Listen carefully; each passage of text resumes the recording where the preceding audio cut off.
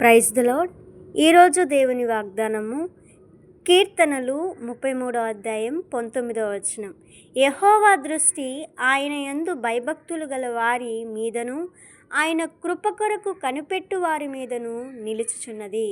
ప్రియ సహోదర సహోదరులారా, ప్రభువు మనతో ఈరోజు మాట్లాడుతున్నాడు.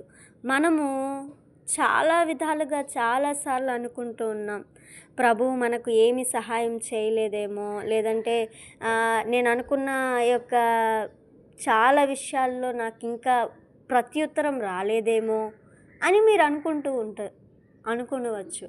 అయినప్పటికీ ప్రభు ఈరోజు ఏం మాట్లాడుతూ ఉన్నాడంటే, యెహోవా దృష్టి భయభక్తులు గల వారి మీద ఎప్పటికీ ఉంటుంది అని ప్రభు సెలవిస్తూ ఉన్నాడు. ఆయన కృప కొరకు కనిపెట్టు వారి మీద, ఆయన యొక్క కృప కొరకు కనిపెట్టు వారి మీద ఆయన యొక్క ఆశీర్వాదం నిలిచి ఉంటుంది అని ప్రభు సెలవిస్తూ ఉన్నాడు.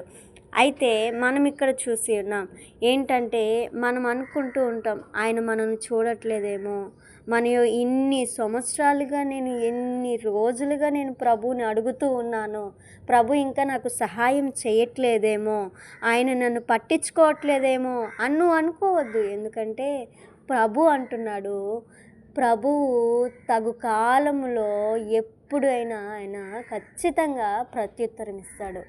ఆయన అంటున్నాడు తెలుసా, నీతిమంతులకు దాచి ఉంచిన మేలు ఎంతో గొప్పవి అని ప్రభు మనతో సెలవిస్తూ ఉన్నాడు.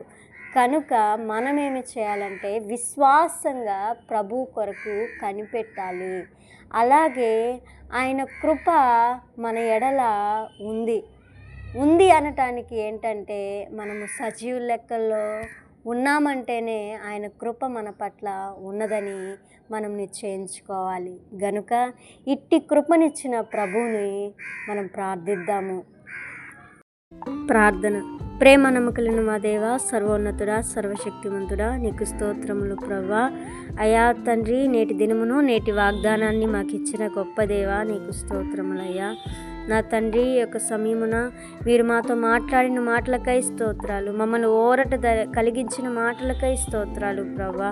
అయ్యా, మాకు త్వరలో ప్రత్యుత్తరాన్ని ఇవ్వబోతున్న విధానమునకై స్తోత్రాలు ప్రభువా.